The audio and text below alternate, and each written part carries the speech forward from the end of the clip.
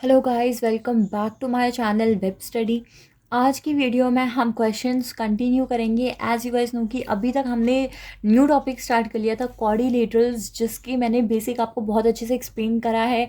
मैंने हर एक 2D dimension का फॉर्मूला आपको एक्सप्लेन करके बताया है सो दैट आपको रट्टा ना मारना पड़े।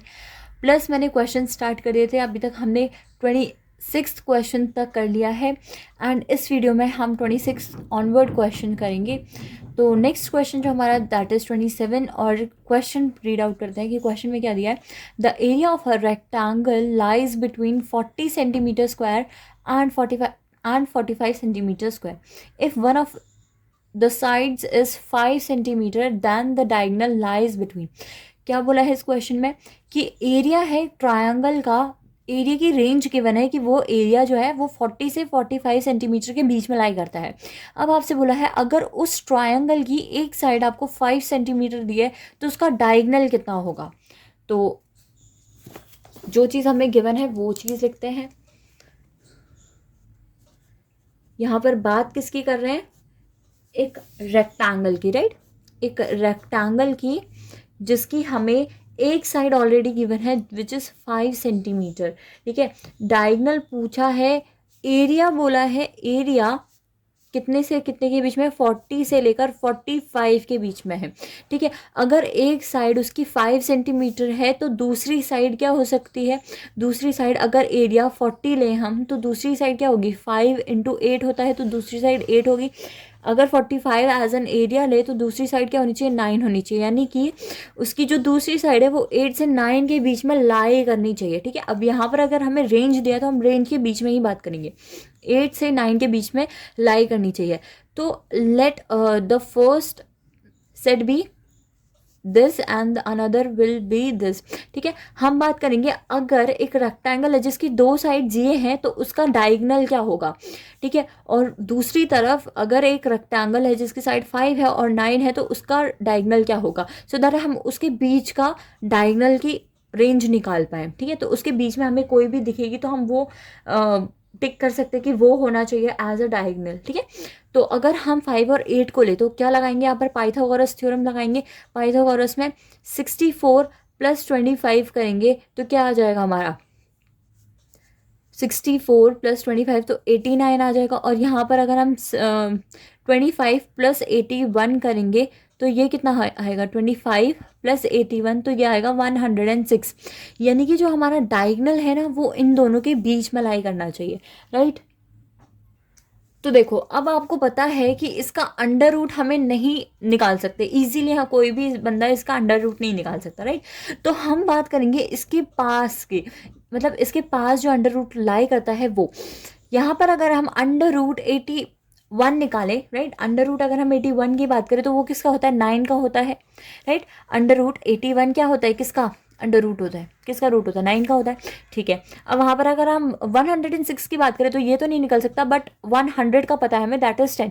तो यानी कि यहाँ से एक चीज़ हमें पता चल गई कि 9 से ये नंबर जो है वो 9 से बड़ा होगा, राइट। ये नंबर क्या होगा, 9 से बड़ा होगा, और ये नंबर क्या होगा, ये 10 से बड़ा होगा। यानी कि जो मेरा डायगोनल है ना वो 9 से बड़ा और 10 से क्या, 9 से बड़ा और 10 के जितना या फिर 10 से छोटा होना चाहिए, ठीक है। ये रेंज हमें पता चल गई, राइट। मैं 10 से छोटा और 10 के बराबर क्यों बोल रही हूँ, क्योंकि ये नंबर कहीं ना कहीं 10 पॉइंट समथिंग होगा, ठीक है। तो 10 पॉइंट समथिंग से छोटा होना चाहिए क्योंकि ये क्या है, हमारी रेंज है, ये क्लियर है ये चीज़। अब अगर आप ऑप्शन देखोगे तो यहाँ पर दो ऑप्शन में 10 तो सेम है, बट यहाँ पर एक में 8 दे रखा है, यहाँ पर एक में 9.5 दे रखा है, यानी कि हमारा जो करेक्ट आंसर होगा वो 9.5 होगा। वाई, बिकॉज हमें पता है कि ये जो हमारा अंडर रूट है वो 9 से बड़ा है, ठीक है, 9 से थोड़ा सा बड़ा है, क्योंकि 81 का अंडर रूट क्या होता है, 9 होता है। तो 89 का समवेयर अराउंड 9 के पास ही होगा, बट 9 से थोड़ा सा बड़ा होगा। तो यानी कि यहाँ पर हमारा क्या आ रहा है, 9.5 आ रहा है, विच मीन्स ये वाला, आपको ऑप्शन नहीं दिख रहा था, ओके फाइन। नाउ यहाँ पर आपको दिख रहा है कि 9.5 है जो कि 9 से थोड़ा सा बड़ा है, राइट। 10 तो अभी हमें पता चल ही गया कि 10 तो होगा ही होगा। तो यहाँ से हमें ये चीज़ पता चली कि जो हमारा करेक्ट आंसर है दैट इज़ 9, बिकॉज हमारा रेंज क्या होनी चाहिए, इन दोनों के बीच में होनी चाहिए, ठीक है। तो correct answer for this question will be option 9, right. Okay, so next question के बारे में बात करते हैं। 28th question, if the length of a right rectangle decreases by 5 meter and breadth increases by 3 meter, then its area reduced by 9 metre square. ठीक है, यहाँ तक क्या बोला कि एक रेक्टेंगल है, रेक्टेंगल के बारे में बात हो रही है कि एक रेक्टेंगल है, अगर उसका लेंथ 5 से डिक्रीज होता है और ब्रेथ इंक्रीज हो जाती है किससे 3 मीटर से, तो उसका जो एरिया है उसमें क्या इफेक्ट पड़ता है कि उसका एरिया जो है रिड्यूस हो जाता है 9 मीटर स्क्वायर से. राइट, नेक्स्ट बात बोली है, ये तो हो गई हमारी एक बात. ठीक है, नेक्स्ट बात बोली है, if length and breadth of this rectangle increase by 3 metre and 2 metre. अब यहाँ पर लेंथ और ब्रेथ दोनों क्या हो रही है, इंक्रीज हो रही है कितने से, 2 और 3 मीटर से, 3 और 2 मीटर से. ठीक है, respectively. Then its area increase, तब उसका एरिया कितने से बढ़ जाता है, 67 से बढ़ जाता है. अब बताओ what is the length of the rectangle. तो रेक्टेंगल की जो लेंथ है वो कितनी होनी चाहिए.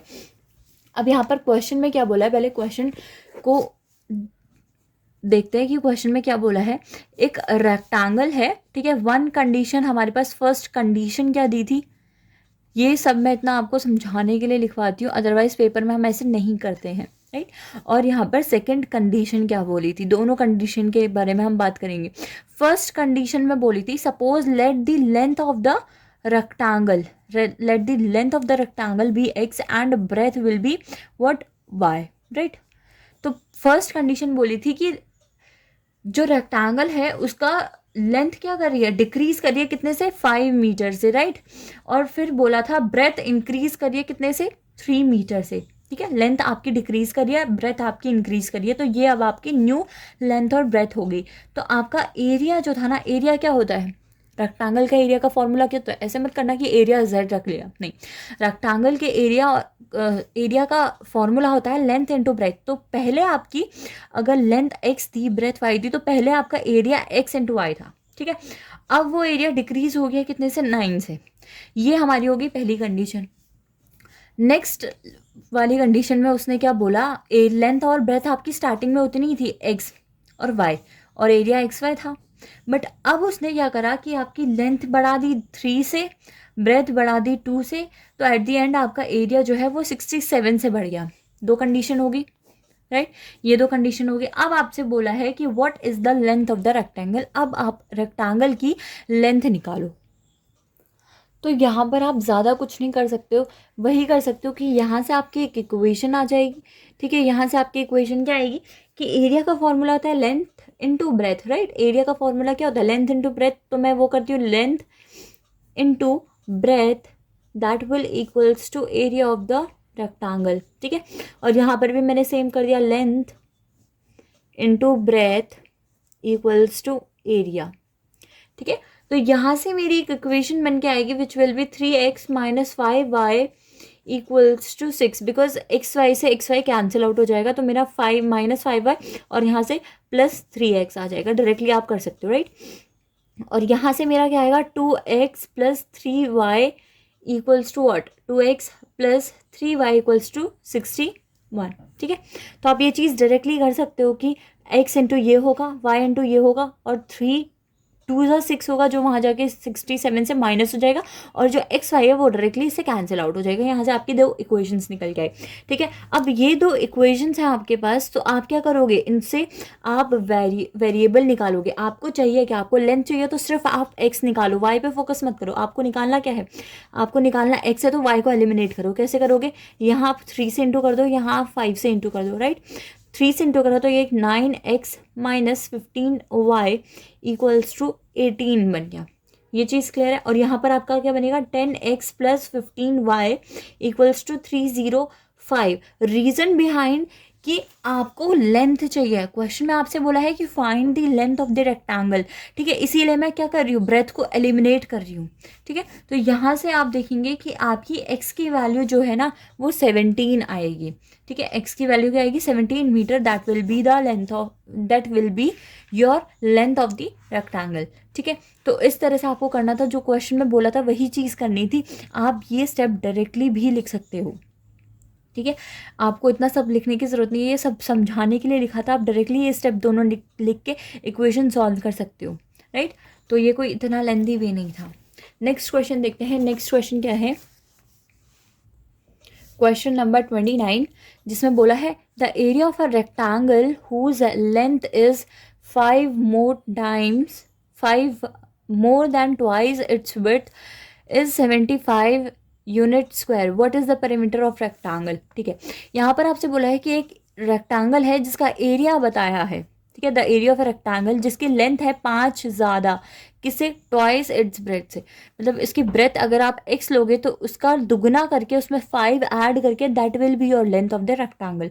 ठीक है, उसका एरिया क्या है, 75 है. तो बताओ उसका पेरीमीटर क्या होगा. ठीक है, ये चीज़ क्लियर है. ठीक है, तो अब जो क्वेश्चन में बोला है वो चीज़ हम यहाँ पर लिखते हैं.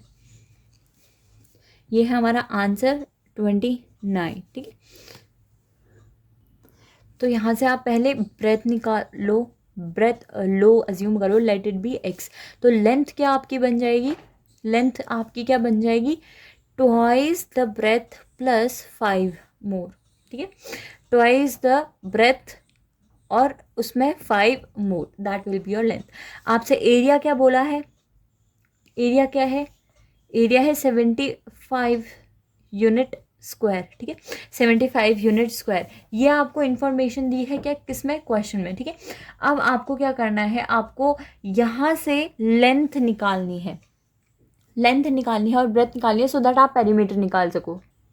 अब वो कैसे करोगे, डायरेक्टली एरिया का फॉर्मूला लगाओ, length into breadth, like length into breadth that will be equals to area of the rectangle. यहाँ से आपकी क्वाड्रेटिक इक्वेशन आ जाएगी जो कि होगी 2x² plus 5x equals to 75. तो अगर मैं इसको इधर ले आऊँ तो ये हो जाएगा आपका -75 इक्वल्स टू 0. राइट, ये आपकी एक क्वाड्रेटिक इक्वेशन होगी जिसके आपके 2 रूट्स निकलेंगे. ठीक है, तो यहाँ पर आपकी एक जगह x की वैल्यू 5 आएगी और एक जगह x की वैल्यू क्या आएगी, -15/2, -15/2. तो ये आप डायरेक्टली कैंसिल कर दोगे because length can never be in negative. Right, तो यहाँ से आपकी x की वैल्यू 5 आ जाएगी. तो अगर x की वैल्यू 5 है दैट मीन्स आपके ब्रेथ क्या आ गई, 5 आ गई और लेंथ क्या आ गई, आपकी लेंथ क्या आ गई, 15 आ गई. और पेरीमीटर क्या आ जाएगा आपका, पेरीमीटर क्या आएगा, 2 × L + B 20 और पेरीमीटर आपका आएगा 40 यूनिट्स. तो ये चीज़ क्लियर है. यहाँ से आपकी एक इक्वेशन बनी जिससे आप डायरेक्टली इसका रूट्स निकाल सकते हैं बिकॉज आपका यहाँ रूट इजीली निकल रहा है, जिससे आपके x की 2 वैल्यू आएगी, एक पॉजिटिव आएगी एक नेगेटिव आएगी. नेगेटिव आप कैंसिल कर सकते हो बिकॉज लेंथ कभी नेगेटिव नहीं हो सकती. तो आप एक चूज़ करोगे या एक सेलेक्ट करके फिर आपको क्या करना है, ब्रेथ में डाल देना और लेंथ में डाल देना, जहाँ से आपकी लेंथ ब्रेथ आ जाएगी और पेरीमीटर इजीली निकाल सकते हो. राइट, ये था हमारा क्वेश्चन नंबर 29. नेक्स्ट क्वेश्चन जो है हमारा दैट इज क्वेश्चन 30. क्वेश्चन 30 में क्या दिया है, if the side of a rectangle are increased by 5%. ठीक है, अब यहाँ पर परसेंटेज में बात करें कि अगर रेक्टेंगल की साइड अगर हमने 5% से इंक्रीज कर दी, find the perimeter increase in its diagonal, find the percentage. okay, find the percentage increase in diagonal. ठीक है, अगर हम साइड्स मतलब लेंथ भी ब्रेथ भी, अगर हम लेंथ और ब्रेथ दोनों 5% से इंक्रीज करेंगे तो उसका डायगोनल में कितना इंक्रीज होगा, कितना परसेंटेज इंक्रीज होगा. राइट, तो देखो इसका मैं सॉल्यूशन आपको करके बिल्कुल नहीं दिखाऊंगी. रीज़न बीइंग कि अगर आप रेक्टेंगल के अगर आप रेक्टेंगल के दोनों साइड एक सेम परसेंटेज से इंक्रीज़ कर रहे हो तो ऑब्वियस ही बात है उसका डायामीटर भी उतने परसेंट से इंक्रीज़ ही होगा. क्लियर है ये चीज़. ठीक है, अगर आप एक रेक्टेंगल या कोई भी अगर इवन स्क्वायर के भी आप अगर साइड्स एक कांस्टेंट नंबर से कांस्टेंट परसेंट से इंक्रीज़ कर रहे हो तो उसका इंक्रीज़ इन एरिया भी वही सेम चीज़ रहेगा और यहाँ पर इंक्रीज़ इन डायगोनल भी वही सेम चीज़ रहेगा. अगर यहाँ पर इस क्वेश्चन में 5% के बदले अगर 10% होता तो आंसर 10% होता. ठीक है, तो इसका आंसर कैसे वेरी करता है कि कितना परसेंट इंक्रीज़ हो रहा है, बिकॉज दोनों साइड्स सेम परसेंटेज से इंक्रीज़ हो रही है तो ऑब्वियसली बात है डायगोनल भी उसी परसेंटेज से इंक्रीज़ होगा. तो उसका करेक्ट जो आंसर होगा that will be option C which is 5%. Right, ये आप करके भी देख सकते हो। करके मतलब कि फॉर एग्जांपल अगर आपने एक रेक्टेंगल बनाया है, उसके साइड्स 5 और 10 लिए हैं, तो आप 5% से उसका बढ़ा के देखो, ठीक है, और फिर आप पाइथागोरस थ्योरम लगा के उसका डायमीटर निकालो, ठीक है, और परसेंटेज फिर चेंज करके देखना कि अगर आप 10% में रख रहे हो तो क्या वो जो उसका डायगनल है वो भी 10% से ही इंक्रीज हो रहा है, हमेशा सेम रहेगा, ठीक है।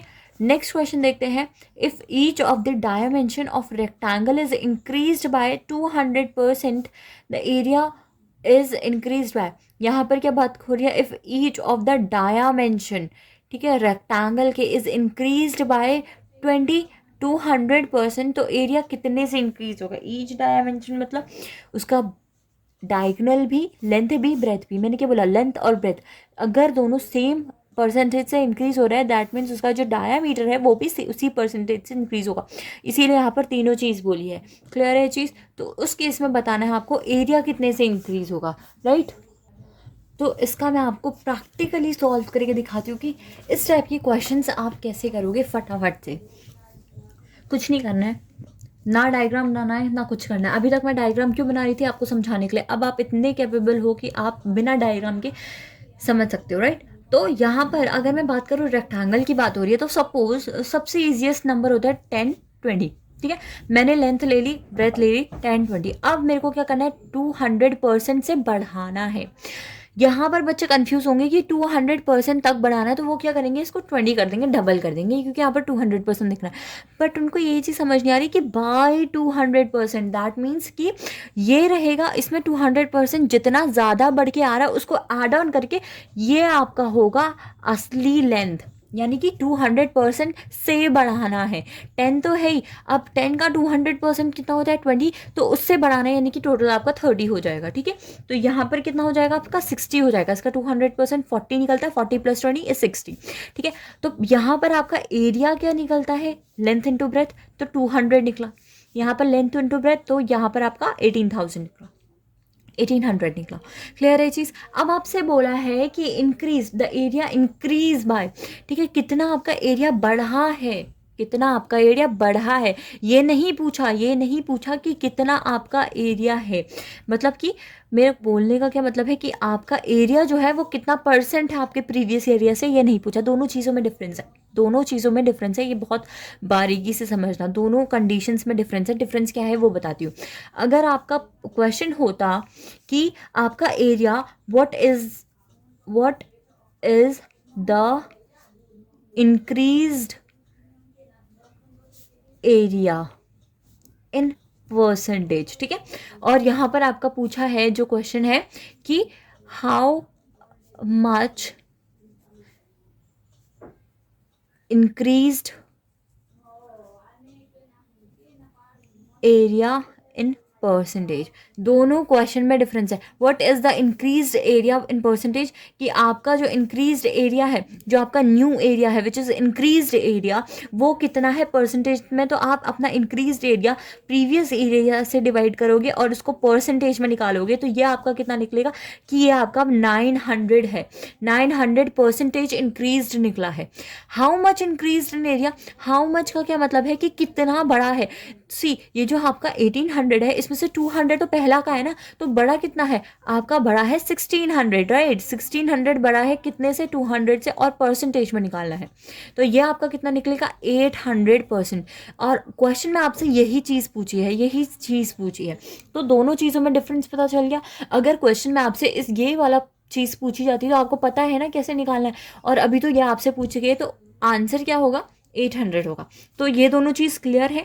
कभी भी ये भी पूछा जाता है तो इसमें फोकस करना लैंग्वेज क्या होगी, कि जो आपका न्यू इंक्रीज्ड एरिया है वो कितना परसेंटेज है प्रीवियस एरिया से, यानी कि जो आपका बढ़ के अब न्यू एरिया है ना, वो कितना परसेंटेज है आपका पुराना एरिया से, ये तो ऐसे निकलेगा। और जो दूसरा क्वेश्चन है जो आपसे पूछा है एक्चुअल में, दैट इज कि आपका एरिया कितना बड़ा है, कितना बड़ा है प्रीवियस वाले एरिया से, कितना परसेंट आपका एरिया बड़ा है, राइट। अगर आपकी साइड्स 200% बड़ी है तो आपका एरिया कितना बड़ा है। क्लियर है चीज़, ओके।